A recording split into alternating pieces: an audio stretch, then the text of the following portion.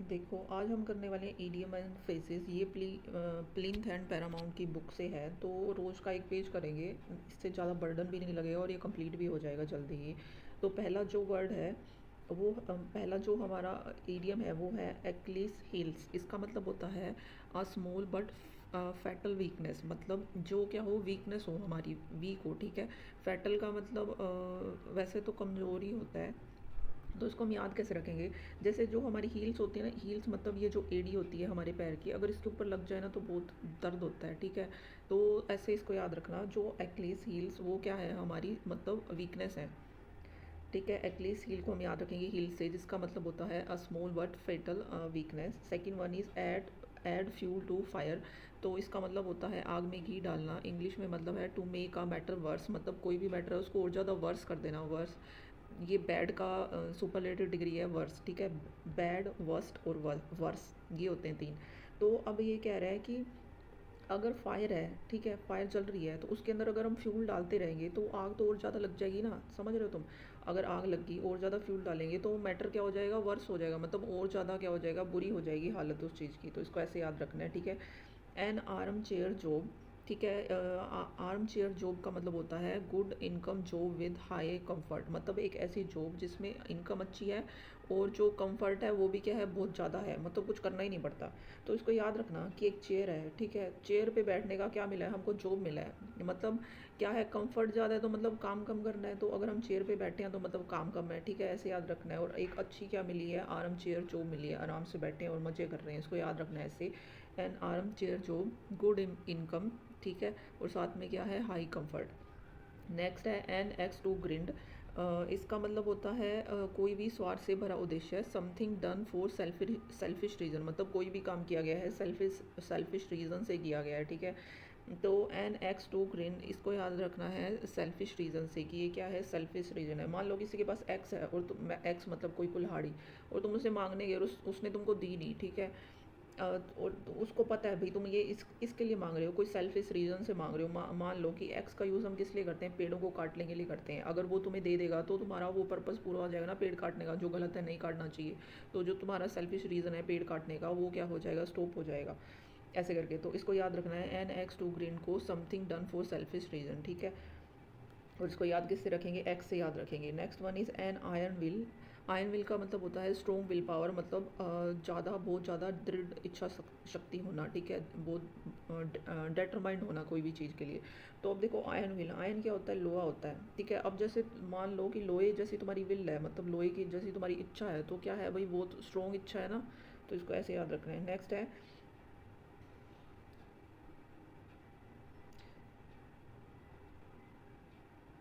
Next one is an old flame. Old flame का मतलब होता है कोई भी पुराना प्यार, रोमांटिक रिलेशनशिप जो पास्ट में था। अब देखो, फ्लेम क्या होता है, कोई भी आग होती है, जैसे छोटी सी, ऐसे मान लो मोमबत्ती में फ्लेम चल रही है, ठीक है। और ये क्या है, ओल्ड है, पुरानी है, मतलब क्या है, जो पुराना प्यार है वो उसके लिए यूज़ करते हैं एन ओल्ड फ्लेम, ठीक है। ऐसे याद रखना है इसको। An old head on young shoulder, इसका मतलब होता है जितनी बंदे बच्चे की या बंदे की उम्र है उससे ज़्यादा क्या है, वो समझदार है, ठीक है। इसको कैसे याद रखेंगे, old head on young shoulder. मान लो ये बच्चा है, ठीक है, इसके बच्चे के शोल्डर क्या होते हैं, मतलब यंग होते हैं। यंग शोल्डर मतलब अभी वो यंग है, इतनी जिम्मेवारी लेने के योग्य नहीं है, ठीक है, यंग शोल्डर, इसको ऐसे याद रखना है।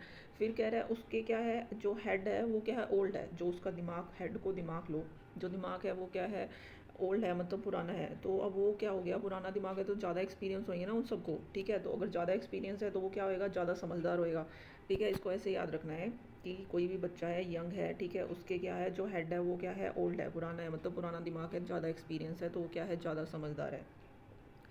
An olive branch, olive branch का मतलब होता है पीस रिक्वेस्ट या पीस ट्रीटी, मतलब कोई भी शांति रिक्वेस्ट करना, ठीक है, शांति निवेदन करना। तो ओलिव, देखो, ओलिव एक वो होता है, क्या बोलते हैं, मान लो ओलिव ऑयल आता है, ठीक है, उसको खा के मतलब क्या होता है, ऐसे आजकल बोलते हैं ना, ओलिव ऑयल खाना चाहिए, अच्छा होता है बॉडी के लिए। तो ये क्या है, रिक्वेस्ट करी जा रही है कि तुम क्या लो, ओलिव ब्रांच से क्या लो, ओलिव ऑयल लो, ठीक है, ये तुमसे रिक्वेस्ट करी जा रही है, ऐसे याद रख लेना इसको। नेक्स्ट है एप्पल ऑफ डिस्कॉर्ड। इसका मतलब होता है मैटर ऑफ डिस्प्यूट। डिस्प्यूट का मतलब होता है लड़ाई करना। कि कोई भी जो मैटर है उसका मतलब झगड़े की जड़ कह सकते हो तुम, ठीक है। एप्पल ऑफ डिस्कॉर्ड, अब मान लो एक एप्पल है, ठीक है, वो तुमको खाना है, पर क्या है, खाने वाले दो तीन और है ना भाई बहन है, उनको उनको भी देना पड़ता है, पर तुम देना नहीं चाहते, तो इस वजह से क्या हो गया, लड़ाई हो गया। इसको ऐसे याद रख लेना, मैटर ऑफ डिस्प्यूट। इसका नेक्स्ट है apple of one's eye. Apple of one's eye का मतलब होता है वेरी लवेबल या डेरेस्ट वन। तो एप्पल ऑफ वंस आई, देखो इसको याद कैसे रखेंगे कि किसी की आंखों का एप्पल होना ऐसे तो होता नहीं है ना। हम देखो जैसे एप्पल क्या हो जाते हैं, बहुत ज़्यादा महंगे होते हैं तो हम ले नहीं सकते, ठीक है। तो मतलब ये क्या होता है, हमारा सबसे प्यारा फ्रूट होता है, ऐसे मन करता है कि एप्पल होने चाहिए और उसको खाएं, ऐसे तुम याद रखना। तो ये क्या हो जाएगा, apple of one's eye very lovable या डेरेस्ट वन। इसको हिंदी में वो बोलते हैं ना, सबसे पहला ही मुहावरा हिंदी में होता था पहले, आँखों का प्यारा, आँखों का तारा बहुत प्यारा, ऐसे करके वही है ये। नेक्स्ट है apple pie order. Apple pie order का मतलब होता है इन अ गुड कंडीशन, ठीक है। देखो अब कोई भी चीज़ है वो क्या है, एप्पल पाई ऑर्डर में है। देखो पहले एप्पल रखा है, फिर पाई रखी है, ऐसे करके एप्पल है, फिर पाई है, एप्पल है, फिर पाई, ऐसे मतलब अच्छे से सजा के रख रखी है, तो क्या होगी, वो गुड कंडीशन के अंदर है। Next one is at a loss. At a loss का मतलब होता है to be unable to decide, मतलब कि डिसाइड ही नहीं कर पा रहे कि क्या करना है, ये है एट अ लॉस। मान लो कि लॉस में हो तुम, ठीक है, तो और नहीं पता चल रहा कि क्या करना है, कौन सा डिसीजन सही रहेगा, ये वाला सही रहेगा या ये वाला सही रहेगा, ऐसे करके याद रखना है। एट अ लॉस को याद रखना है कि मतलब लॉस में है और हमें समझ में नहीं आ रहा कि इसको कैसे वो करना है, डिसाइड क्या करना है, कौन सा डिसीजन ज़्यादा बेटर रहेगा। नेक्स्ट है at a pinch. At a pinch का मतलब होता है इन अ ट्रबल, की समस्या में होना, ठीक है, ट्रबल में होना। देखो मान लो किसी ने, ऐसे होता था ना पहले, कपड़े पहनते थे नए तो वो बोलते थे न्यू पिंच, है ना, ऐसे करके होता था।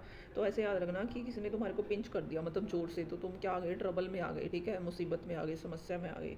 नेक्स्ट है एट आर्म्स लेंथ। इसका मतलब होता है अवॉइड बिकमिंग टू फ्रेंडली, कि मतलब दूर दूर की दोस्ती रखना, मतलब पास ना आ जाना, अवॉइड करना, मतलब फ्रेंडली ना होना किसी के साथ। एट आर्म्स लेंथ, अब मान लो कि कोई तुम्हारे साथ बैठा है, ठीक है, एक सोफ़ा पे तुम बैठे हो, यहाँ पे तुम बैठे हो, और ये तुम्हारी बाजू है, और इतना स्पेस उसने मतलब इतनी दूरी पे वो दूसरा जना बैठा है, तो ठीक है, तो क्या हो गया, आर्म्स लेंथ मतलब इतनी दूरी पे वो बैठा है तुमसे, मतलब जो अगर अच्छे दोस्त होते हैं तो वो साथ साथ बैठते हैं ना, ठीक है, एक दूसरे को थप्पड़ थप्पड़ भी मार देते हैं।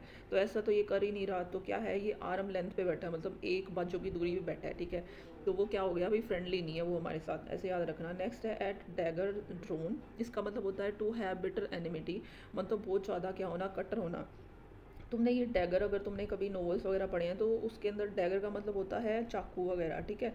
अगर किसी के पास चाकू है तो वो क्या है, सामने वाले के लिए एक पक्का दुश्मन है। मान लो इन दोनों के पास ही चाकू है, मान लो ये चाकू है, तो अब ये क्या है, एक दूसरे के पक्के दुश्मन है। नेक्स्ट है एट ईज़। एट ईज़ का मतलब होता है free from pain and anxiety, कि कोई भी चीज़ है वो पेन और एंजाइटी से क्या है, मुक्त है, ठीक है, फ्री है, चिंता रहित है, कोई भी टेंशन नहीं है। तो एट ईज़, देखो ईज़ का मतलब यही होता है ना, ईज़ या ईजी, कि एकदम सौखा है, सब चल रहा है मस्त एकदम मक्खन के जैसे, तो वही है एट ईज़, मतलब free from pain and anxiety, कोई भी पेन या एंजाइटी नहीं है। नेक्स्ट है at one's finger ends. At one's finger end का मतलब होता है टू हैव कंप्लीट नॉलेज, की सारी ही नॉलेज होना, ठीक है। तो मान लो कि एक जो फिंगर है, ठीक है, वो क्या हो गई है, एंड हो गई है, मतलब कुछ गिन रहे थे, गिनते गिनते हमने एंड कर दिया, तीन वो खाने होते हैं ना, हम गिनते हैं कई बार, तो क्या हो गया, कंप्लीट नॉलेज हो गई अब हम हमारे को हर चीज़ की, ऐसे याद रखना। एट वंस विट्स एंड, कि अगर किसी के क्या है, विट होता है समझदारी, बुद्धिमत्ता, अगर वो ख़त्म हो जाएगी तो क्या है, पजल्ड हो जाएगा इंसान, कंफ्यूज हो जाएगा, या परप्लेक्स भी बोल सकते हो, ठीक है। अब देखो विट होता है बुद्धि, अगर किसी की बुद्धि क्या हो रही है, एंड हो गई, ख़त्म हो गई, ठीक है, तो वो क्या हो जाएगा, पजल, कंफ्यूज या परप्लेक्स। मम्मी कई बार बोल देती है ना, तेरा तो दिमाग पीछे जा रहा है, तो वो वाली बात है ये। नेक्स्ट है एट सिक्स। देखो इन दोनों को याद रख लेना।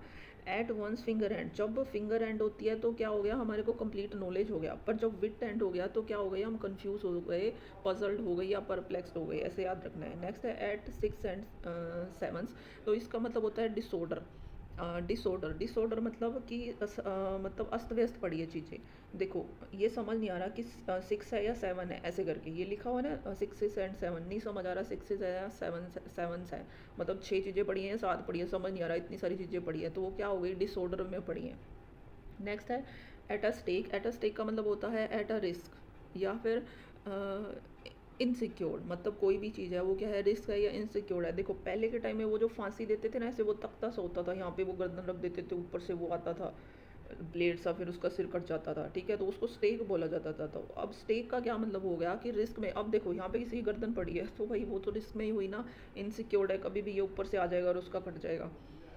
नेक्स्ट है eight 11th our. 11th our का मतलब होता है एट द लास्ट मोमेंट। अब देखो 12 बजने से पहले, सबसे से पहले क्या बजता है, 11 बजता है, तो लास्ट मोमेंट पे आके तुमको कोई कहे कि ये कर दो वो कर दो, तो उसके लिए तुम याद रखना 11th आवर्स मतलब एट द लास्ट मोमेंट, मतलब उसी टाइम आके उसने बोल दिया लास्ट मोमेंट पे कुछ करने के लिए। नेक्स्ट है बैक स्टेयर्स गोसिप। इसका मतलब होता है talk among servants, unfair talks. ये क्या कह रहा है कि बैक स्टेयर गोसिप, इसका मतलब होता है कोई भी, मतलब जो सर्वेंट्स के बीच में गोसिप्स होती है ना, या अनफेयर टॉक, या तुम कह सकते हो चुगली वगैरह, उसके लिए यूज़ करते हैं। तो अब देखो ये स्टेयर्स हैं, स्टेयर्स मतलब पौड़ियाँ हैं, ठीक है, मतलब सीढ़ियाँ हैं, पौड़ियों पे क्या हो गए, तुम चढ़ गए, तो मतलब पौड़ियों पे चढ़े नहीं, मतलब यहाँ पे तुम खड़े हो, बैक स्टेयर, पीछे खड़े हो, और क्या कर रहे हो तुम, गोसिप कर रहे हो। अब देखो जब इसमें गोसिप आ गया तो पता ही है क्या बात होती है गोसिप के अंदर, मतलब इधर उधर की बातें, दो तीन मिर्ची लगा देते हैं ऐसे करके, ठीक है, ये सब हो गया। तो आज के लिए हो गए 22, इसको अच्छे से रिवाइज़ कर लेना, ठीक है, कल के लिए नेक्स्ट करेंगे नेक्स्ट पेज। आज के लिए इतना ही, ठीक है, तो तब तक अपना पढ़ते रहो।